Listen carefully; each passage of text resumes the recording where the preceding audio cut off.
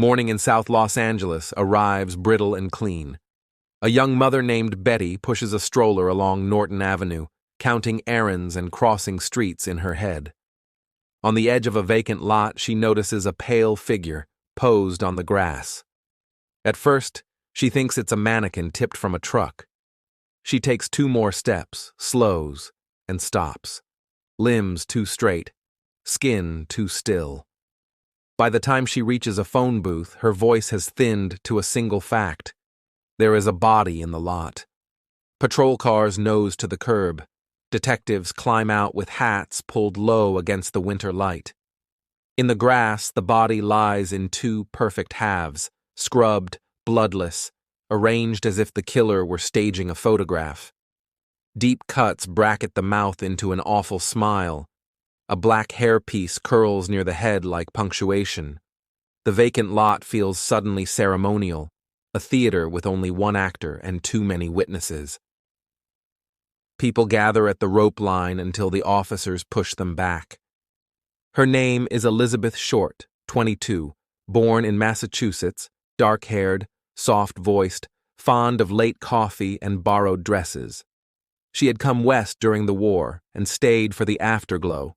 Screen tests that never materialized, dates that felt like auditions, rooms rented by the week. Friends remembered a reserve that could look like mystery, and lipstick so dark it seemed to name her before the papers did. Within days, the city will call her something else, the Black Dahlia. The nickname sticks where the truth will not. The last confirmed day is January 9th, 1947. Robert Red Manley, a salesman with a fretful conscience, picks her up in San Diego and drives north. He will later insist he slept on the bed while she took the chair, a detail crafted for detectives. He drops her at the Biltmore Hotel downtown. Staff remember a young woman checking the lobby clock and making calls from a hall phone, then vanishing into the evening. Between that moment and the morning in the lot, the story dissolves into rumor. Glimpses at bars, a streetcar, a whispered ride to nowhere. The murder becomes a race long before the coroner signs a paper. Reporters trail detectives, photographers prowl the curb.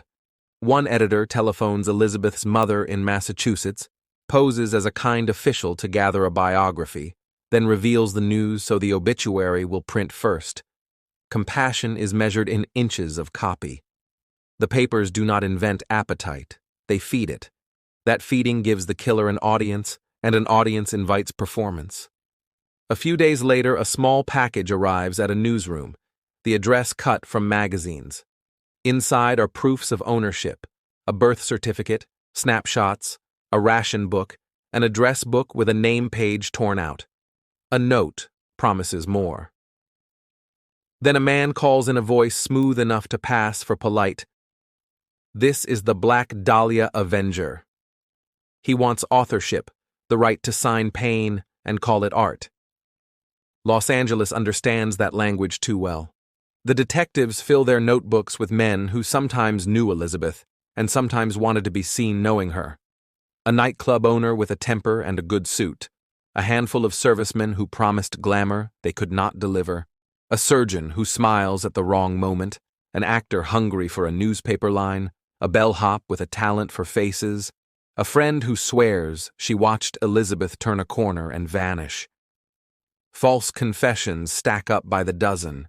Drunks, the lonely, the unwell, and a few who simply crave applause for darkness. What makes the case monstrous is not only its cruelty, but its coolness. Whoever did this had time, privacy, and a fastidious ritual. The cutting suggests training, the staging suggests theater. The lot sits beside a street where a driver can idle, lift a bundle, and be gone in 20 seconds. The body is a message written in anatomy, and the message resists translation. The investigation follows its grammar into boarding houses that smell of frying onions and into offices where the lights never go out. Elizabeth had been followed by misfortune long before she met a killer. She was one of 5 daughters, bright and shy, raised on Atlantic wind and departures. She hated the cold for what it did to her lungs and loved the screen for what it promised to do to her life. She wrote affectionate letters that guarded their center.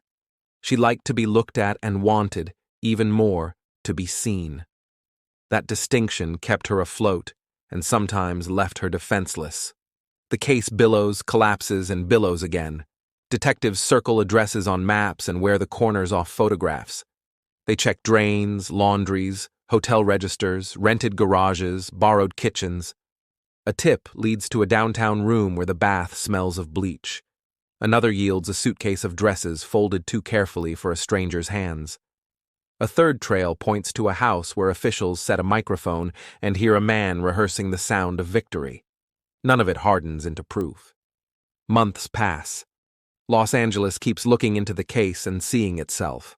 The dream, the hustle, the rented glamour, the sudden cruelty. Each new theory inherits the city's habits. Some are built with care, many are built to sell. A doctor already dead, a drifter too convenient, a predator with a collector's eye. Names rise, glitter, and fall away. The only person the story never lets speak is Elizabeth, who remains 22 and light-struck in every retelling. So begin again with what will hold. A young woman left winter to chase warmth and possibility. She moved through January like a rumor and was found in a posture that demanded discovery. Letters tried to turn murder into authorship. The press mistook access for permission. The police worked and aired in the open. The city learned, uncomfortably, to measure its appetite by the cruelty of its interest. If there is a lesson, it lives in the gap between how loud the legend became and how quiet the truth remains. At night, the lot returns to being a corner. Grass grows where the rope once hummed. Families carry groceries past. A dog worries a fence. The city builds and forgets. The city remembers and cannot build over memory. Elizabeth Short's grave is far from Norton Avenue and quiet. It carries her name without the moniker that once sold papers. People leave flowers, paper, silk, real, each a small prayer that a life be held for what it was, not only for what was done to it. There are cases a lantern cannot solve, only light. Walk the old route slowly, and the air changes. Biltmore lobby marble cool against your shoes, a hallway phone warm against your ear, a sidewalk still wet from rain, a taxi door, a curb, the neat grass edge where morning turns into history. The city rarely confesses, but sometimes it listens. The wind on Norton is mild as a whisper. Somewhere a camera shutter clicks. Somewhere a headline waits. What we owe the dead is not a theory, but a steadier light. The killer wanted to make a picture and succeeded. The task now is to widen the frame, to include the woman who became the picture, the neighbors who found courage, the workers who sifted grass for evidence until their eyes stung, the detectives who retired with questions that would not quit, the family who heard the nickname every time the case resurfaced. Legends do not vanish, but a legend can be made less hungry if it is fed the thing it hates most: context. Somewhere in Los Angeles, a box still holds photographs and notes that outlived their authors. The paper smells like dust and winter rain. Inside the files, the distance between city and truth narrows to a few inches of Manila and a small, stubborn hope that memory can be arranged into something more honest than myth. Until then, the lot is just a corner, January air tasting faintly of metal, the street opening its mouth and keeping its secret. Thank you for listening to The Lantern's Tale. Subscribe for more true stories that demand a careful light.